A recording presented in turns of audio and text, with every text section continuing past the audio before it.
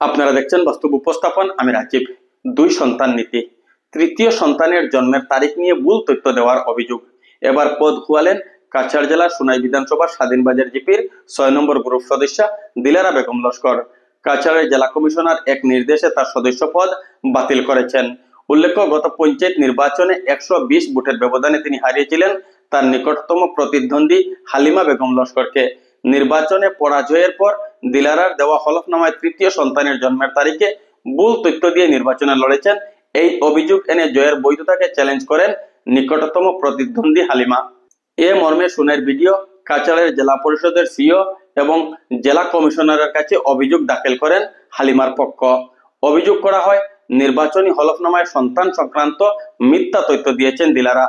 দুই সন্তান নীতির কূপ থেকে বাঁচতে তৃতীয় সন্তানের জন্মের প্রমাণপত্র জাল করেছেন বলে অভিযোগ করেন নিকটতম প্রতিদ্বন্দ্বী। অভিযোগের ভিত্তিতে পুরো ঘটনার তদন্ত সোনাই পুলিশকে দেন ভিডিও মুকুল বসুমাতারি। পুলিশি তদন্তে অভিযোগের সত্যতা পাওয়া যায় বলে জানা যায়। সোনাই ভিডিও ব্যাপারটি জেলা পরিষদের সিওকে অবগত করান। এর পরিপ্রেক্ষিতে অভিযোগকারী পক্ষ ও নির্বাচিত গ্রুপ সদস্য দিলারাকে শুনানির জন্য ডাকেন সিও। পৃথক তারিখে 2 দফা শুনানির আয়োজন করা হলেও শুনানিতে হাজির হননি দিলারা। এমনকি শুনানির নোটিশও গ্রহণ করেননি বলে অভিযোগ। পরপর 2 তারিখে শুনানিতে হাজির হন অভিযোগকারীর পক্ষ।